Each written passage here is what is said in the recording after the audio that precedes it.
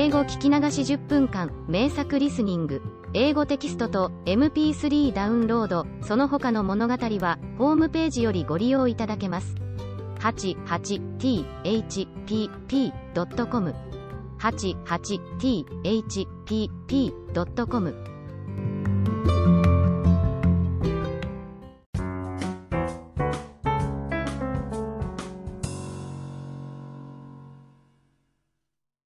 Little Red Riding Hood. Once upon a time there was a dear little girl who was loved by everyone who looked at her, but most of all by her grandmother, and there was nothing that she would not have given to the child. Once she gave her a little cap of red velvet, which suited her so well that she would never wear anything else, so she was always called Little Red Cap. One day her mother said to her, "Come, Little Red Cap, here is a piece of cake and a bottle of wine, take them to your grandmother, she is ill and weak, and they will do her good. Set out before it gets hot, and when you are going, walk nicely and quietly and do not run off the path, or you may fall and break the bottle, and then your grandmother will get nothing, and when you go into her room, don't forget to say, 'Good morning,' and don't peep into every corner before you do it." "I will take great care," said Little Red Cap to her mother, and gave her hand on it. The grandmother lived out in the wood, half a league from the village, and just as Little Red Cap entered the wood, a wolf met her. Red Cap did not know what a wicked creature he was, and was not at all afraid of him. "Good day, Little Red Cap," said he. "Thank you kindly, wolf." "Whither away so early, Little Red Cap?" "To my grandmother's." "What have you got in your apron?" "Cake and wine, yesterday was baking day, so poor sick grandmother is to have something good, to make her stronger." "Where does your grandmother live, Little Red Cap?" "A good quarter of a league farther on in the wood. Her house stands under the 3 large oak trees, the nut trees are just below. You surely must know it," replied Little Red Cap. The wolf thought to himself, "What a tender young creature. What a nice plump mouthful, she will be better to eat than the old woman. I must act craftily, so as to catch both." So he walked for a short time by the side of Little Red Cap, and then he said, "See, Little Red Cap, how pretty the flowers are about here, why do you not look round? I believe, too, that you do not hear how sweetly the little birds are singing. You walk gravely along as if you were going to school, while everything else out here in the wood is merry." Little Red Cap raised her eyes, and when she saw the sunbeams dancing here and there through the trees, and pretty flowers growing everywhere, she thought, "Suppose I take grandmother a fresh nosegay, that would please her too. It is so early in the day that I shall still get there in good time," and so she ran from the path into the wood to look for flowers. And whenever she had picked one, she fancied that she saw a still prettier one farther on, and ran after it, and so got deeper and deeper into the wood. Meanwhile the wolf ran straight to the grandmother's house and knocked at the door. "Who is there?" "Little Red Cap," replied the wolf. "She is bringing cake and wine, open the door." "Lift the latch," called out the grandmother, "I am too weak, and cannot get up." The wolf lifted the latch, the door sprang open, and without saying a word he went straight to the grandmother's bed, and devoured her.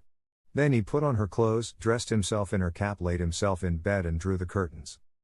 Little Red Cap, however, had been running about picking flowers, and when she had gathered so many that she could carry no more, she remembered her grandmother, and set out on the way to her. She was surprised to find the cottage door standing open, and when she went into the room, she had such a strange feeling that she said to herself, "Oh dear! How uneasy I feel today, and at other times I like being with grandmother so much." She called out, "Good morning," but received no answer, so she went to the bed and drew back the curtains. There lay her grandmother with her cap pulled far over her face, and looking very strange. "Oh, grandmother," she said, "what big ears you have." "The better to hear you with, my child," was the reply. "But, grandmother, what big eyes you have," she said. "The better to see you with, my dear." "But, grandmother, what large hands you have." "The better to hug you with." "Oh. But, grandmother, what a terrible big mouth you have." "The better to eat you with." And scarcely had the wolf said this, then with one bound he was out of bed and swallowed up Red Cap.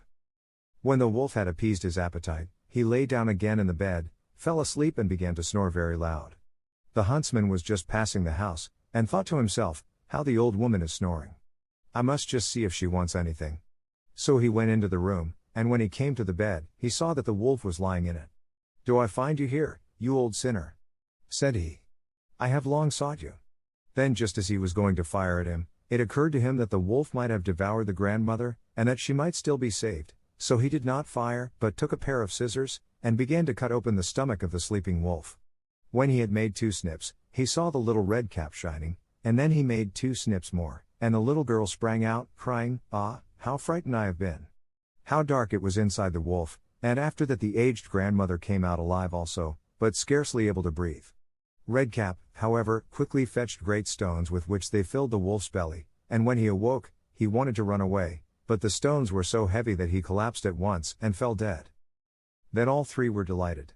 The huntsman drew off the wolf's skin and went home with it. The grandmother ate the cake and drank the wine which Redcap had brought, and revived, but Redcap thought to herself, "As long as I live, I will never by myself leave the path, to run into the wood, when my mother has forbidden me to do so." It also related that once when Redcap was again taking cakes to the old grandmother, another wolf spoke to her, and tried to entice her from the path.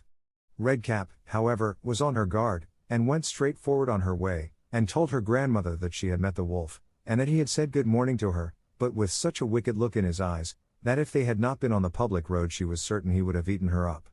"Well," said the grandmother, "we will shut the door, that he may not come in." Soon afterwards the wolf knocked, and cried, "Open the door, grandmother, I am little Redcap, and am bringing you some cakes." But they did not speak, or open the door, so the greybeard stole twice or thrice round the house, and at last jumped on the roof, intending to wait until Redcap went home in the evening, and then to steal after her and devour her in the darkness. But the grandmother saw what was in his thoughts. In front of the house was a great stone trough, so she said to the child, "Take the pail, Redcap, I made some sausages yesterday, so carry the water in which I boiled them to the trough." Redcap carried until the great trough was quite full.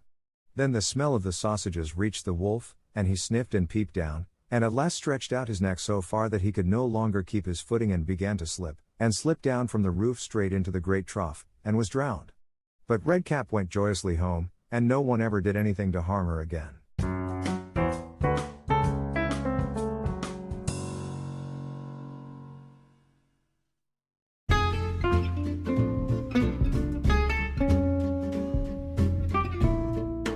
Audiobook, Japanese Dream by Hitomi Woods on sale at online stores or apps.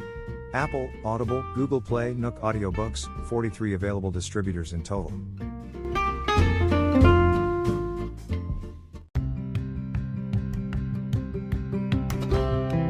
英語聞き流し10分間、名作リスニング。英語テキストと MP3 ダウンロード、その他の物語は、ホームページよりご利用いただけます。88thpp.com 88thpp.com